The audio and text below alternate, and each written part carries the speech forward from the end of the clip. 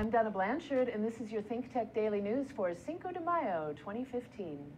In the town of Garland, Texas on Sunday night, an exhibit depicting cartoons of the Prophet Muhammad, held by the anti-Islamist group American Freedom Defense Initiative, was interrupted when two gunmen showed up, started yelling at a security guard, shot him in the ankle, and then were killed by police officers. Today, the Caliphate ISIS has claimed responsibility for the two gunmen.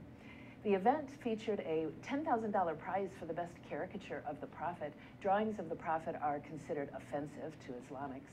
This past January, a French satirical newspaper in Paris known for printing caricatures of the Prophet was attacked, leaving 12 people dead.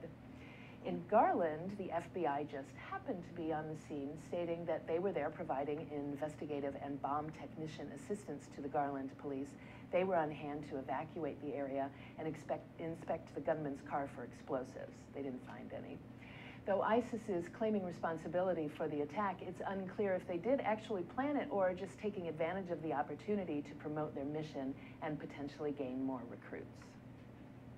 And speaking of that attack on the French satirical newspaper in Paris in which 12 people were killed, that seems to have been part of the impetus behind a bill before the lower house of the French Parliament to give authorities domestic spying abilities with almost no judicial oversight. The bill passed by a large margin and it now goes to the Senate, where it is expected to do the same. As authorities struggle to keep up with the hundreds of French citizens who are often lured via the internet to jihad-driven battlefields in Iraq and Syria, this bill will give intelligence service the right to gather potentially unlimited electronic data. It includes authority to tap cell phones, read emails, sift through virtually all internet communications, and use microphones and other monitoring devices.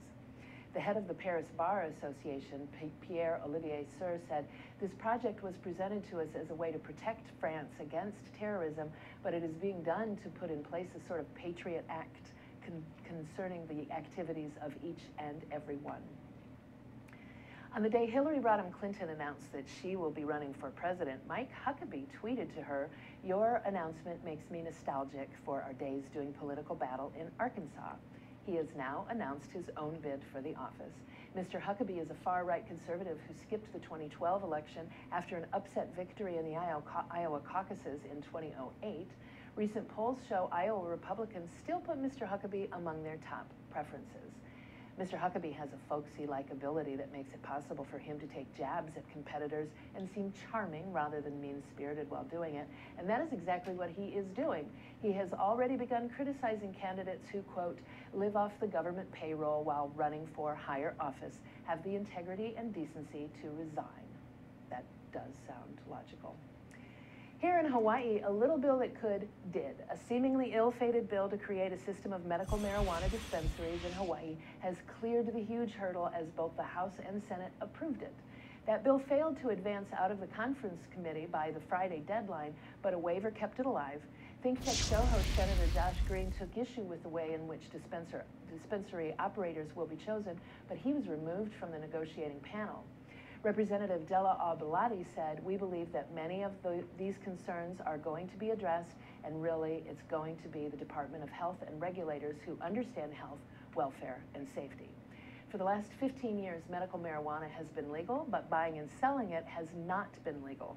Hawaii News Now reports that the medical marijuana patient, Terry Heedy, said, "I'm ecstatic. I just can't imagine. We went from Friday to this. What a high." Donna Blanchard, ThinkTech Daily News. A hui ho.